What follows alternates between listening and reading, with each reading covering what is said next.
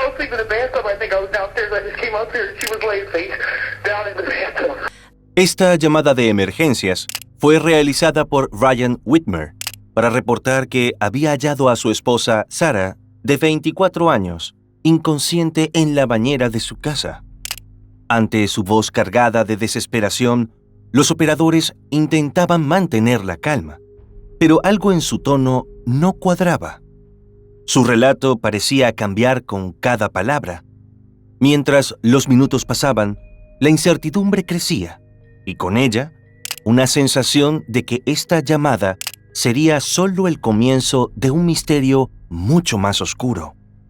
Si quieres saber todos los detalles de este caso, que se convirtió en una de las investigaciones criminales más controvertidas de Estados Unidos, te invitamos a que te quedes hasta el final del video. El caso de Sarah Whitmer.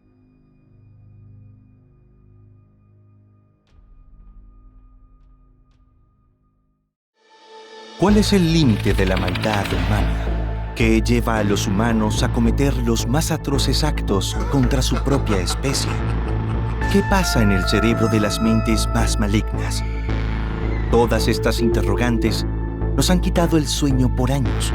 Y ahora, analizando y llevando a tu pantalla los más impactantes casos de la historia, queremos encontrar las respuestas. En Detectives Criminales, 3 veces por semana, te haremos conocer las más perturbadoras historias para que tú mismo puedas contestar esas interrogantes. Mi nombre es Levi y te doy la bienvenida a un video más. Sarah Ann Stewart Whitmer nació el 2 de enero de 1984 en Kettering, condado de Montgomery, en Ohio, Estados Unidos. Creció en el seno de una familia amorosa y religiosa, conformada por sus padres Ruth Ann y Michael Stewart, y su hermano Mike. Todos eran miembros de la Iglesia Católica de la localidad. Poco se supo de la infancia de Sarah, solo que, desde pequeña, mostró un gran interés por el deporte y la salud, lo que la llevó a estudiar la carrera de higienista dental. Fue durante sus años universitarios cuando conoció a Ryan Keith Whitmer, un joven carismático y trabajador. De él se supo que, al igual que Sarah, nació en Ohio en 1981. Era hijo de Gary y Jill Whitmer y tenía un hermano gemelo llamado Arian. Eran una familia de clase media, que se esforzaba por darles a sus hijos lo mejor. Aunque Ryan no vivió rodeado de lujos, tampoco le faltó nada. Desde niño, fue amante de los deportes. Era un ávido fanático de los equipos locales, como los Cincinnati Bengals y los Boston Red Sox. Sarah y Ryan se conocieron en una cita a ciegas en un bar en agosto de 2006. Desde ese momento, se volvieron inseparables. Él, un apasionado fanático de los deportes, era conocido por su carácter relajado y su aspecto pulcro. Aunque un poco torpe socialmente, sus amigos decían que no tenía un solo hueso de maldad en su cuerpo. Por otro lado, Sarah era la personificación de la organización y la madurez. Le gustaba tener todo bajo control y era extremadamente honesta. En su relación, ella era quien planificaba y tomaba las riendas, mientras que Ryan se sentía feliz simplemente siguiéndole la corriente. Juntos, compraron una casa de 4 habitaciones en un encantador vecindario en Marrow, Ohio. Tras 2 años de noviazgo, se casaron en abril de 2008. La boda fue una ceremonia íntima rodeada de familiares y amigos, quienes nunca habían visto a Ryan tan feliz como el día de su matrimonio. Incluso había tomado lecciones de baile de salón para perfeccionar su primer baile como recién casados. Después de una luna de miel en Costa Rica, estaban emocionados, planeando su próximo viaje a Cancún. La vida era emocionante y llena de sueños compartidos, incluyendo la idea de tener un cachorro en un futuro cercano. Trabajaban juntos en su casa, donde habían construido una hermosa terraza en el patio trasero. Para ese momento, Ella trabajaba como higienista dental en un consultorio en Kentucky, mientras que Ryan era especialista en marketing deportivo en la oficina de convenciones y visitantes del condado de Warren. Aunque lucían muy enamorados y todo parecía marchar bien, detrás de la fachada de una pareja feliz había tensiones. Algunos allegados notaron que ambos discutían con frecuencia por cosas tontas, como la decoración de su nueva casa o por algún gasto extra que Sarah realizaba. Pese a estas diferencias, la joven no se quejaba abiertamente de su esposo. La vida de la pareja estaba llena de amor, proyectos y planes para un futuro brillante juntos. Pero lamentablemente, nada pudo concretarse, ya que la noche del 11 de agosto de 2008 ocurrió una tragedia. A las 10:49 de ese fatídico lunes, el servicio de emergencias recibió la llamada de Ryan, advirtiendo que había hallado a su esposa inconsciente en la bañera de su casa en Ohio. La llamada duró pocos minutos, durante los cuales Ryan, con voz temblorosa, le explicó al operador que él estaba en la parte de abajo de la casa viendo un partido de fútbol, y cuando subió encontró a su esposa acostada boca abajo en la tina. Añadió que ella solía quedarse dormida en la bañera con frecuencia. El operador le indicó que sacara a la joven de la tina y le dio instrucciones sobre cómo realizar la reanimación cardiopulmonar, RCP, mientras llegaba la ayuda. Ryan colgó el teléfono mientras vaciaba la bañera y sacaba a su esposa para intentar resucitarla. La policía llegó a la residencia 6 minutos después de la llamada al 911. Los agentes encontraron a la chica de 24 años desnuda en el piso del dormitorio. Su cuerpo estaba tibio y seco, pero su cabello estaba mojado. Ryan, por su parte, estaba también en la recámara. A simple vista, los agentes no observaron ningún signo de trauma o lesión en Sarah, aunque les pareció extraño que su cuerpo estuviera seco, pero su cabello mojado. Uno de los oficiales la tocó y al no hallar pulso, inició el RCP de inmediato. Notó una secreción espumosa blanca rosácea que salía de la nariz y la boca de la chica. Poco después, llegaron los paramédicos, quienes también observaron la misma secreción espumosa.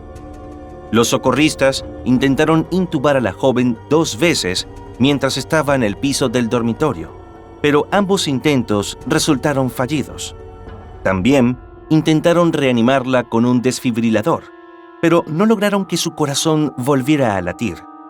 En este punto, decidieron trasladarla a la ambulancia, donde intentaron intubarla 2 veces más, nuevamente sin éxito. Mientras la chica recibía tratamiento en la ambulancia, Ryan habló brevemente con la policía y admitió que había tomado 4 cervezas esa noche. 10 minutos después, decidieron transportarla al hospital. Ryan viajó junto con la ambulancia visiblemente preocupado por la situación. Finalmente, cuando llegaron al hospital, el médico en la sala de emergencias pudo colocarle el tubo a la muchacha, pero ya era demasiado tarde. Después de 20 minutos de haber llegado a urgencias, Sarah fue declarada muerta. La madre de Ryan, que estaba con él en ese momento, vio cómo su hijo caía de rodillas y sollozaba al escuchar la noticia de que su esposa había fallecido. Al salir del hospital, le confesó a su madre que no podía volver a entrar a la casa y le pidió que recogiera algunas de sus pertenencias. Ryan fue interrogado por la policía mientras estaba en el hospital. Les dijo a los agentes todo lo que habían hecho esa noche. Según su declaración, él y su esposa regresaron a casa después del trabajo para cenar juntos mientras veían televisión. Relató que primero vieron algunos de los programas favoritos de su mujer, antes de cambiar de canal para ver un partido de fútbol. En ese momento, Sarah decidió subir a la recámara para tomar un baño. Ryan recordó que ella le pidió que revisara las puertas antes de irse a dormir. Al igual que le dijo al operador de emergencias, les comentó a los oficiales que su esposa solía quedarse dormida en la bañera. El jefe investigador de la oficina del forense llegó al hospital para realizar una inspección al cuerpo de Sarah. Notó que no presentaba signos de arrugas ni lesiones visibles. De acuerdo a las declaraciones de Ryan, los investigadores dedujeron que la muchacha había estado en el baño durante 20 o 30 minutos, aunque esto era solo una suposición, ya que nadie sabía cuánto tiempo le tomó llenar la bañera o si hizo algo más antes de entrar. Para preservar la evidencia, sus manos fueron cubiertas con bolsas. Se observó que sus uñas estaban bien cuidadas, sin roturas ni astillas, y que no tenía heridas defensivas en sus manos, pies, codos o rodillas. Ryan, por su parte, tampoco presentaba marcas en su cuerpo cuando la policía habló con él en el hospital. Sin embargo, para los detectives, había algunas inconsistencias en sus declaraciones que los hicieron dudar. Cuando fue interrogado, explicó que temía que Sarah se quedara dormida en la bañera, e incluso eso mismo le dijo al operador de emergencias. Pero cuando la policía le preguntó si esto había sucedido antes, respondió que no, pero mencionó que su esposa se dormía muy fácilmente. Asimismo, inicialmente, el hombre le dijo al operador que había encontrado a Sarah boca abajo, pero luego le comentó a una enfermera en el hospital que la había hallado boca arriba. Ryan permitió que los investigadores registraran su casa. Durante la inspección, los peritos notaron que la alfombra frente a la bañera, una toalla, una revista y ropa desechada en el piso parecían secas, salvo unas gotas de agua alrededor del desagüe de la bañera. La mayoría de los productos de baño, alineados en el borde de la bañera, también estaban secos, aunque dentro de la tina había una taza de esponja vegetal y una botella de jabón.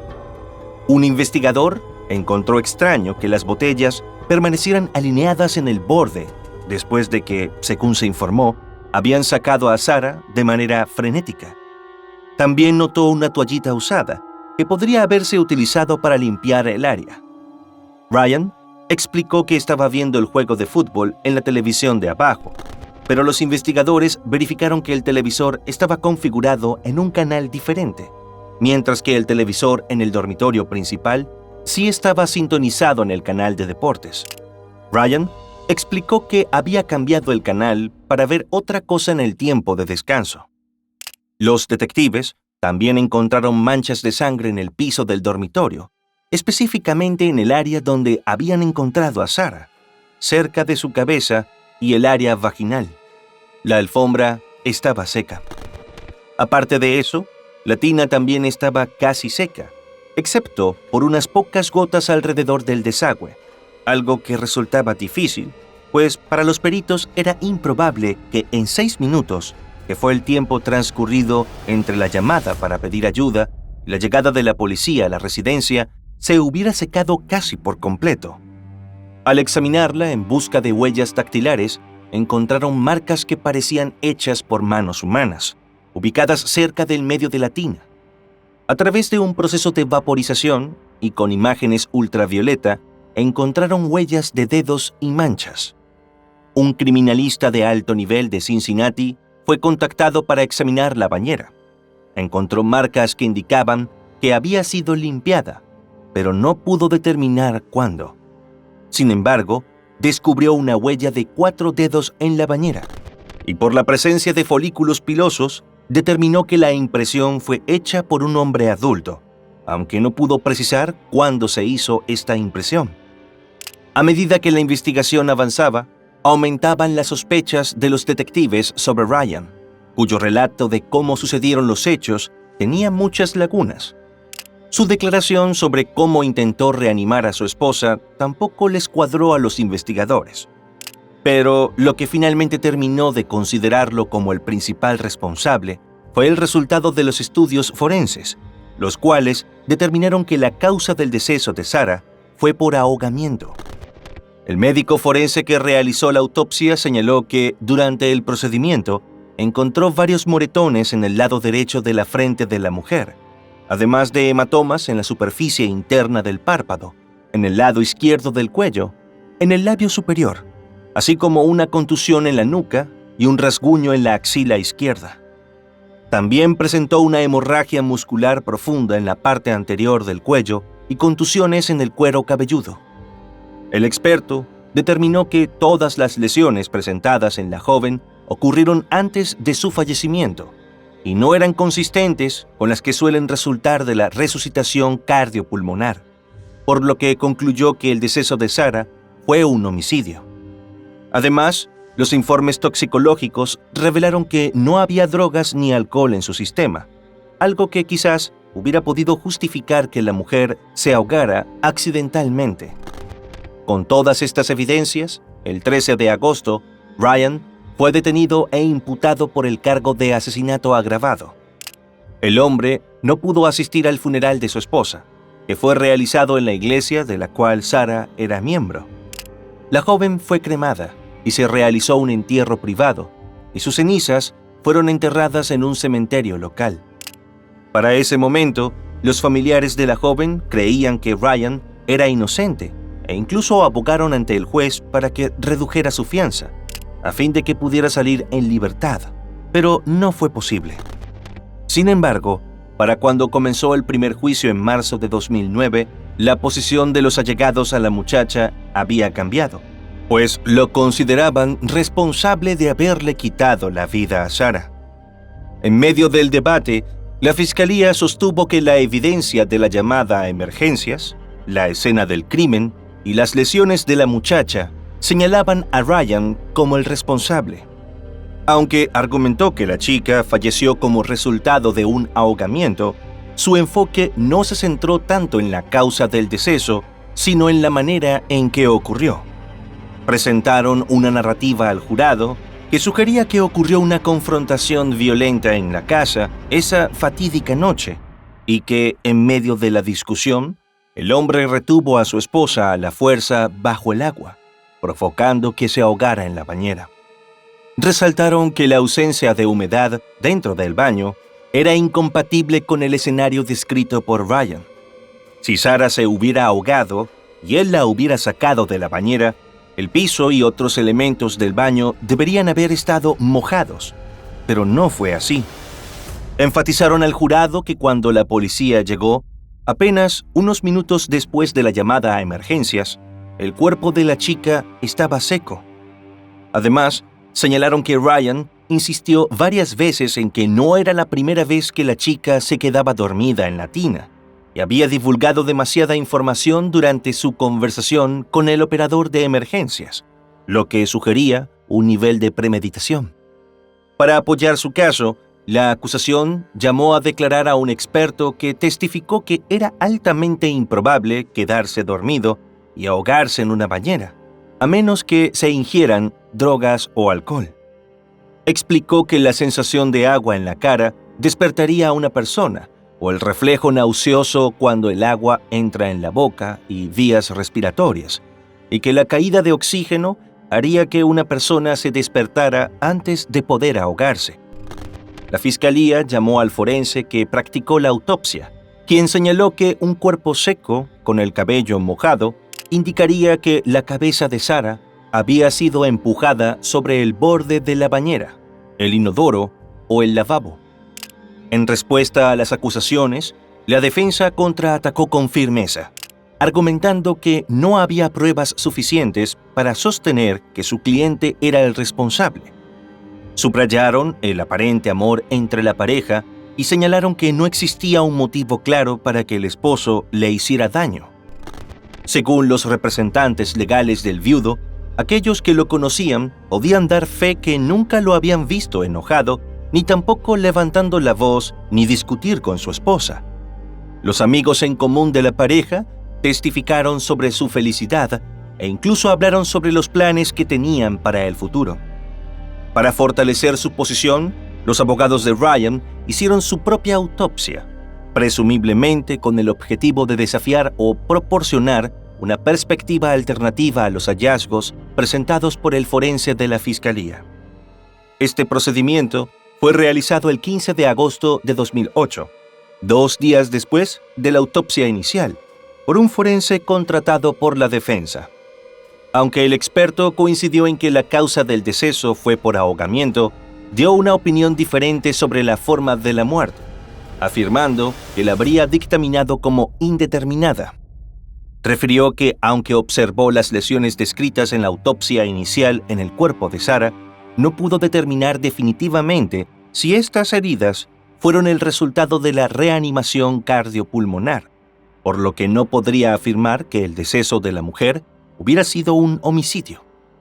Asimismo, la defensa refutó la hipótesis del representante de la acusación que sostenía que el crimen se había dado en medio de una discusión.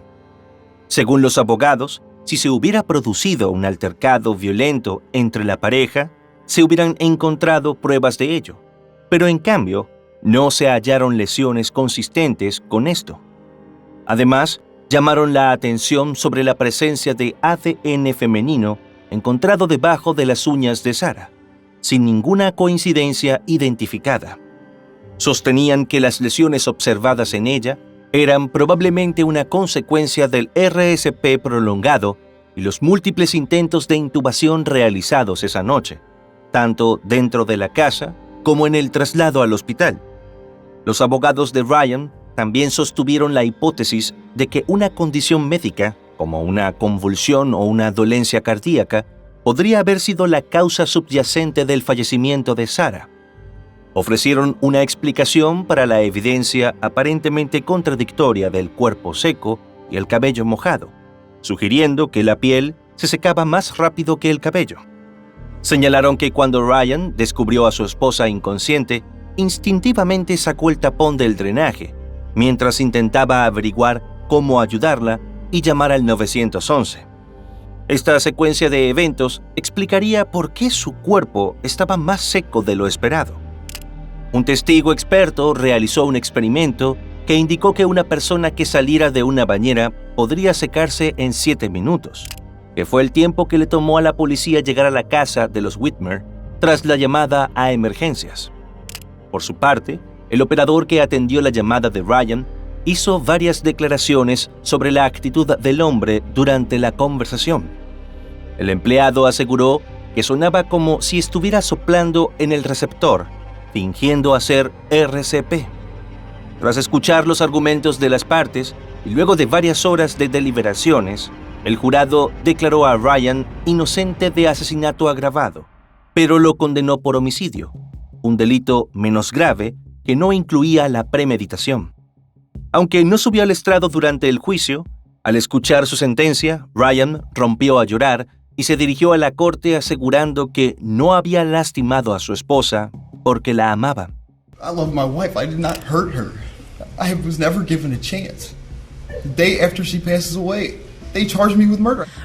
Meses después, el 22 de julio de 2009, se concedió un nuevo juicio, luego que la defensa descubriera que los jurados habían realizado sus propios experimentos para ver cuánto tiempo tarda la piel en secarse después de un baño, lo que potencialmente influyó en su comprensión de las pruebas.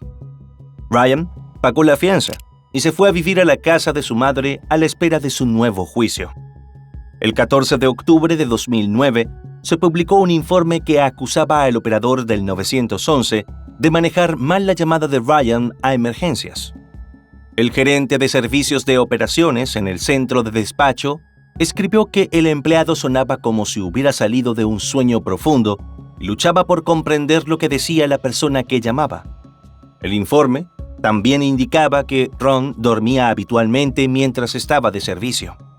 Sin embargo, en diciembre de ese mismo año se publicó un informe interno que indicaba que Ron contestó el teléfono dentro de los 3 segundos del primer timbre, antes de que otros 2 operadores fuera de línea que también estaban trabajando. Este nuevo informe sugería que Ron no estaba durmiendo en ese momento. Mientras se esperaba el segundo juicio, un programa de noticias emitió un documental en el cual incluía una entrevista a Ryan, quien por primera vez habló en público sobre lo sucedido. El hombre aseguró que amaba a su esposa y que era inocente de todo. Decenas de personas se pusieron en contacto con él después de ese programa, entre ellas una mujer llamada Sarah Menhertz. Esta mujer, oriunda de Nueva York, se hizo amiga de Ryan y pronto iniciaron una relación amorosa, Ambos compartieron el Día de Acción de Gracias en la casa de los Whitmer. Ella quedó embarazada y tuvo al pequeño Ryan Jr. para el verano de 2010, cuando ya había comenzado el segundo juicio de Ryan. Sin embargo, este nuevo proceso judicial fue declarado nulo, debido a que el jurado no pudo llegar a un veredicto unánime. Para enero de 2011, comenzó el tercer juicio, esta vez con la introducción de nuevas pruebas y testigos. La defensa se esforzó por construir un caso que sugería que Sarah podría haber tenido una condición cardiovascular o neurológica no revelada, que la llevó a perder la conciencia y a ahogarse en la bañera.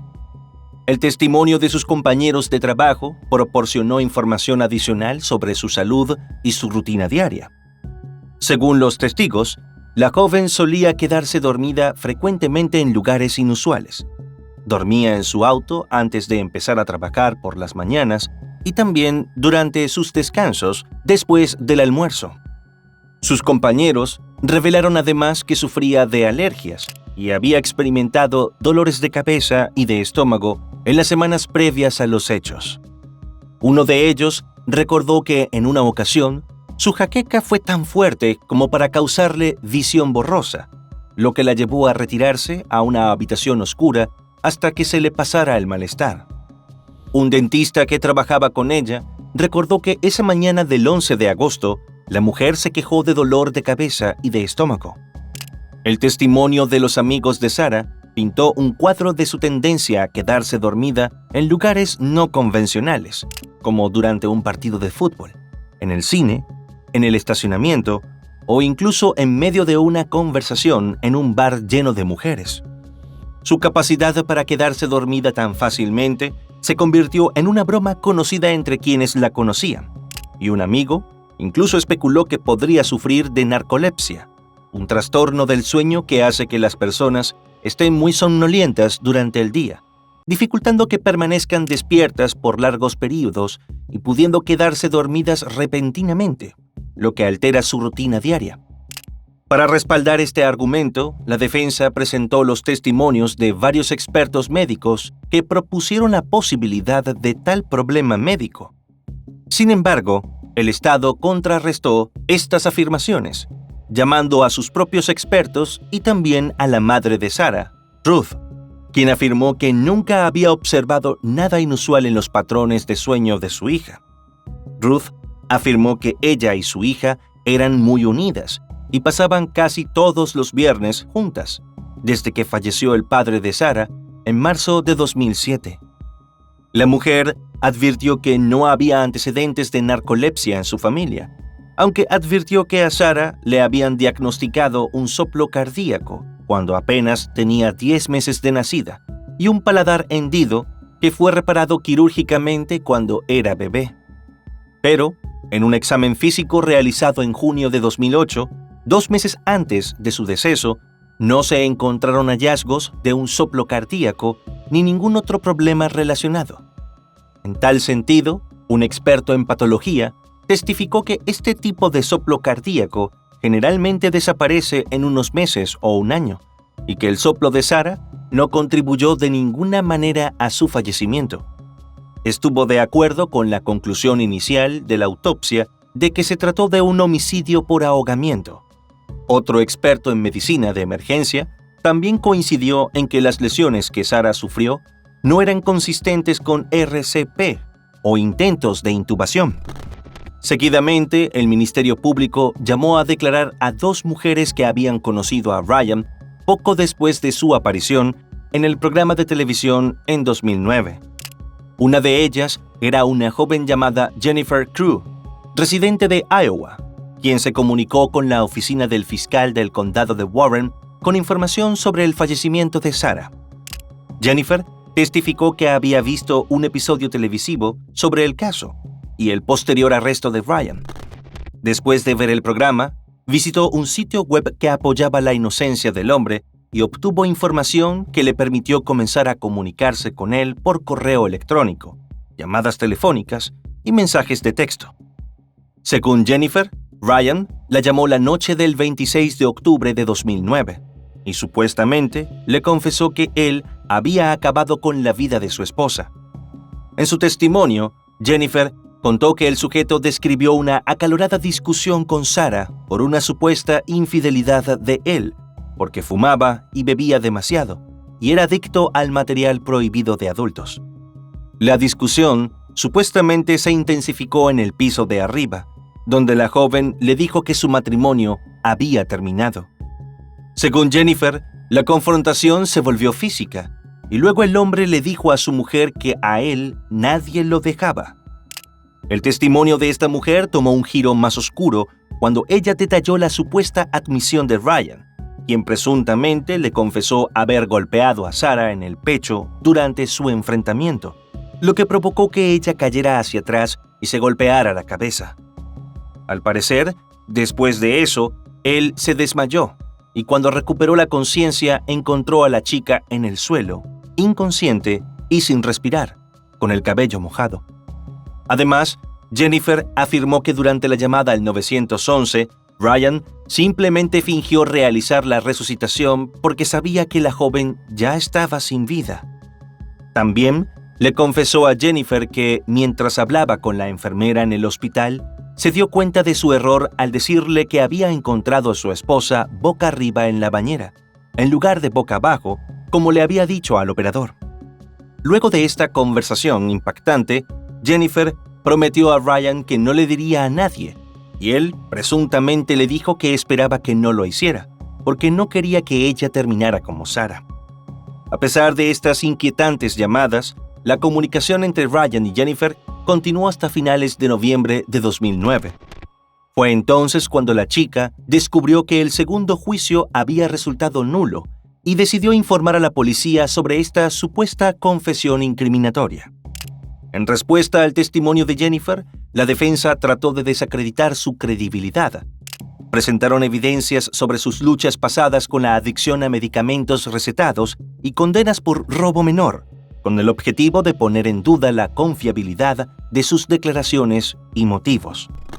Los abogados de Ryan subieron al estrado a otra mujer que se hizo su amiga después de ver el documental, quien aseguró que habló con él la misma noche en la que habló con Jennifer y a ella no le hizo ninguna confesión. Para la defensa, no había evidencia de infidelidad, problemas financieros o un historial de discusiones en su matrimonio. Los amigos de Ryan afirmaron que nunca lo habían visto remotamente enojado, ni siquiera lo suficiente como para pisotear un insecto. Además, el hombre no se beneficiaría de la muerte de su esposa, ya que no había una póliza de seguro de vida. La defensa argumentó que no tenían una explicación clara de lo que causó el fallecimiento de la joven esa noche. Sin embargo, un experto en medicina de emergencia testificó que en todo el país había unos 300,000 casos de muerte súbita al año, y que entre el 1 y el 2% ocurrían en menores de 35 años. El 33% de estos casos tenían autopsias normales, sin evidencia de lesión cardiovascular, neurológica, respiratoria o del sistema nervioso central. Otro experto en ingeniería biomédica, factores humanos y biomecánica de lesiones testificó para la defensa, afirmando que las lesiones que Sarah sufrió no eran consistentes con un ahogamiento forzado. Si Ryan hubiera intentado ahogarla en un acercamiento cara a cara, se esperarían lesiones en los huesos pequeños del cuello y heridas defensivas en las manos y los pies. En caso de un intento de estrangulamiento por detrás, se esperarían lesiones en las rodillas, muslos y pelvis de la persona que lo sufriera. Ninguna de estas lesiones fue identificada durante las autopsias de la joven. Los representantes legales del hombre pidieron al jurado que revisara todos los hechos que rodeaban el caso y considerara que su cliente no tenía ninguna razón para lastimar a su esposa. Después de aproximadamente 12 horas de deliberación, en febrero de 2011, Ryan Whitmer, de 30 años, fue declarado culpable de asesinato y condenado a una pena de 15 años a cadena perpetua. El jurado basó su decisión en la ausencia de agua en el cuerpo de Sarah y en el área alrededor de la bañera, así como en la historia de Ryan y la creencia de que su llamada al 911 fue orquestada. El comportamiento de Ryan en el tribunal también fue una razón de peso para que el jurado lo considerara culpable, ya que cuando se mostraron las fotos de la autopsia de Sarah, sintieron que Ryan no mostró absolutamente ninguna reacción. Mientras los familiares de Sarah celebraban el veredicto, el padre de Ryan, Gary, se derrumbaba cuando un periodista intentó pedirle una declaración después de que su hijo fuera declarado culpable. Una de las mejores amigas de Sarah, Dana, creía firmemente en la inocencia de Ryan. El veredicto fue tan controvertido que se celebraron vigilias con velas para protestar contra la decisión del jurado. La madre de Ryan, Jill, vació sus fondos de jubilación para pagar la defensa de su hijo, gastando alrededor de $500,000 en los 3 procesos judiciales. La condena de su hijo fue un duro golpe para ella y toda su familia. Jill ahogó sus penas en alcohol y se volvió una ermitaña. Un año después, en 2014, el hombre dio una entrevista desde prisión, en la cual, además de contar su experiencia tras las rejas, narró por primera vez en detalle todo lo que, según ocurrió, aquella fatídica noche. El hombre, de 33 años, comenzó hablando de su vida como recluso. Dijo que solía tener un perro llamado Marty, al que entrenaba. Trabajaba en la biblioteca de Derecho 4 o 5 días a la semana, lo que lo mantenía bastante ocupado. Aunque no era un trabajo de 8 horas, le dedicaba varias horas al día. Además, entrenaba perros, lo que también le ocupaba mucho tiempo, ya que era responsable de cuidarlos hasta que fueran adoptados. Aparte de eso, se dedicaba a la recreación, hacía ejercicio, practicaba deportes en el centro de recreación y mantenía contacto con su familia y amigos. Mencionó que debía aceptar que el proceso de apelación llevaba tiempo y que, aunque agradecía algunas cosas, a veces parecía que nada salía bien. Cuando le preguntaron si había acabado con la vida de Sarah, lo negó rotundamente, afirmando que siempre había dicho que no era culpable y que estar en prisión no significaba necesariamente ser culpable. El hombre continuó hablando sobre la noche en que su esposa perdió la vida. Describió que era una noche normal en la que estaba regando el césped de su casa, que era bastante nueva. Sacó a pasear a la perra, pero esa noche no se sentía bien y se quedó en el sofá. Preparó la cena mientras Sarah se quejaba de dolor de cabeza y veía la televisión. Luego ella decidió subir a darse un baño, mientras él se quedó viendo el partido y luego subió las escaleras para prepararse para dormir. Al entrar al baño, encontró a la joven flotando en el agua. Inmediatamente la sacó, y mientras el agua se drenaba, encontró su celular y llamó al 911. Inicialmente la llamada no se conectó, por lo que usó el teléfono de Sarah.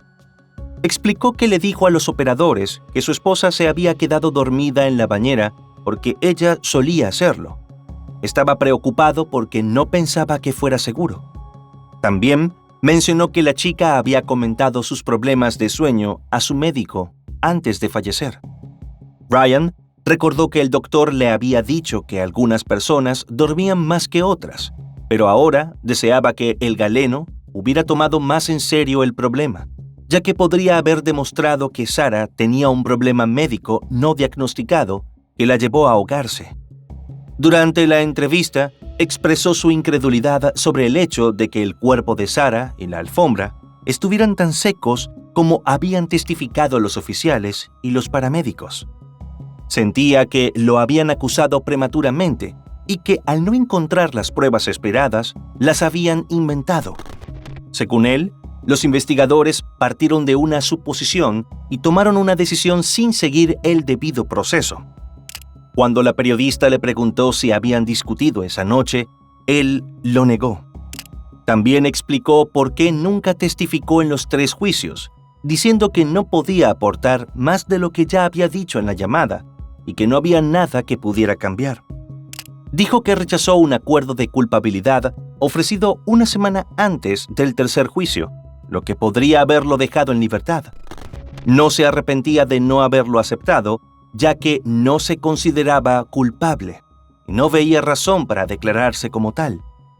Mientras esperaba la respuesta del Tribunal de Distrito de Estados Unidos para revocar su condena, se le permitían visitas los fines de semana y veía a su hijo, Ryan Jr., una vez al mes. El hombre describió la alegría que sentía al ver a su pequeño, que para ese momento ya tenía 4 años. En cuanto a la madre del niño, quien hasta el tercer juicio defendió su inocencia, ya no estaban juntos. Durante los años siguientes, los abogados de Ryan presentaron varias apelaciones, pero ninguna corte revirtió su condena. En los recursos interpuestos por sus representantes, solicitaban una orden judicial para liberar el ADN de Sarah y analizarlo, en busca de trastornos genéticos como el síndrome de QT largo, un trastorno de señalización cardíaca que puede causar desmayos repentinos y convulsiones. Basados en algunos estudios, los abogados de Ryan sostenían que las personas con QT largo tenían un mayor riesgo de muerte súbita. Algunas personas nacen con ADN alterado que causa QT largo y puede manifestarse más tarde en la vida, siendo responsable de eventos inexplicables como desmayos, ahogamientos o convulsiones en niños y adultos jóvenes. En una de las tantas apelaciones que fue rechazada por la Corte Suprema de Estados Unidos, el abogado de Ryan afirmó que había habido 6 asignaciones de error y más de una docena de motivos de exención. Gran parte de los argumentos de la defensa se centraron en el ex detective principal del caso, quien fue acusado de falsificar la educación y el historial laboral en algunas de sus credenciales policiales. Pero el Tribunal de Apelaciones rechazó previamente esta moción centrada en la supuesta mala conducta de un ex detective y la falta de pruebas de los restos de Sarah para detectar un posible trastorno genético. Los familiares de Ryan trataron de apoyarse en el programa Duda Razonable, que transmitió un episodio en profundidad que exploraba el caso. Ellos esperaban que este programa pudiera cambiar la suerte del hombre, pero la investigación solo descubrió contradicciones en la narrativa de Ryan sobre la noche en que falleció Sarah. Cuando los presentadores lo entrevistaron en prisión, su historia difería de la que dio a la policía la noche de su arresto. Afirmó que la había descubierto boca arriba en la bañera, pero en la llamada al 911 dijo boca abajo. Cuando señalaron la contradicción, sostuvo que estaba boca arriba. En el programa probaron si 3 minutos y 30 segundos serían suficientes para que el cuerpo de un bañista se secara por completo, y no lo fue. El episodio concluyó, para gran disgusto de los familiares de Ryan, reforzando, como mínimo, que mintió a la policía la noche en que ocurrieron los hechos. En agosto de 2018, un grupo de personas se reunió para conmemorar el 10º aniversario del fallecimiento de Sarah. Al menos 3 estaciones de televisión del área de Cincinnati cubrieron la pequeña manifestación, donde un grupo de amigos y familiares de Ryan pidieron una mayor investigación y reafirmaron su creencia en la inocencia del hombre. Uno de los momentos más conmovedores fue cuando un miembro del jurado del segundo juicio de Ryan dijo a los periodistas que quería absolverlo porque tenía amplias dudas razonables sobre las acusaciones y le molestaba que los investigadores dejaran demasiadas preguntas sin respuesta. Los amigos de Ryan dijeron que había más razones que nunca para sospechar que Sarah sucumbió en el agua de su baño debido a una convulsión, un mal funcionamiento del corazón u otro problema médico no diagnosticado. Hasta donde se sabe, nunca se realizaron pruebas para ciertos trastornos sospechosos, como el síndrome de QT largo tipo 7. Los críticos culpaban al forense del condado o a los abogados de Ryan por no haberlo hecho bien. Para sus allegados, era injusto bloquear las pruebas de ADN de Sarah para detectar afecciones médicas que se habían relacionado con ahogamientos inexplicables. Días después de esa manifestación, una cadena nacional retomó la historia, atrayendo la atención nacional hacia la lucha por el ADN de Sarah. En ese informe, un experto opinó que Ryan tenía el derecho constitucional de saber si su esposa podría haber dado positivo en la prueba de trastornos genéticos. En el año siguiente, hubo un silencio absoluto por parte de las autoridades. Sin embargo, los familiares de Ryan lanzaron un sitio web, freeryanwhitmer.org, que instaba a los visitantes a firmar una petición en change.org para solicitar la liberación del ADN de Sarah y a contribuir a una cuenta de GoFundMe para las pruebas genéticas si las autoridades alguna vez lo permiten. El dilema del ADN y otras cuestiones estuvieron pendientes en la Corte Federal. La última acción en el caso ocurrió en 2017, cuando un magistrado recomendó que el juez principal rechazara todos los argumentos en la petición de habeas corpus de Ryan, quien actualmente permanece en la prisión del condado de Warren y, según algunas reseñas, podría solicitar su libertad condicional para el 2025. La opinión pública sobre el caso está dividida. Algunos creen firmemente en la inocencia de Ryan, argumentando que había demasiadas inconsistencias y dudas razonables en la evidencia presentada. Por otro lado, estaban quienes creían que era culpable, basándose en las contradicciones en sus declaraciones y la falta de pruebas concluyentes que respaldaran su versión de los hechos. Sus seguidores se han preguntado si la justicia no pudo decir cómo lo hizo o por qué lo hizo, cómo lo condenaron. Esas preguntas y otras claman por respuestas, o al menos intentos de responderlas. A quienes piensan que Ryan es culpable, no les importan esas preguntas, pues para ellos se ha hecho justicia. Sin embargo, quienes creen en su inocencia, o al menos han llegado a la conclusión de que las pruebas parecen demasiado ambiguas para apoyar su condena, Ryan es un inocente que quedó atrapado en un sistema judicial quebrado. En resumen, el caso sigue siendo controvertido y genera opiniones polarizadas. Por eso, nos interesa conocer la tuya. ¿Es Ryan Whitmer culpable de ahogar a su esposa en el baño? Las pruebas parecían débiles, pero ¿es posible que una joven de 24 años, presuntamente sana, se haya ahogado en una bañera sin una explicación obvia? Déjennos sus comentarios.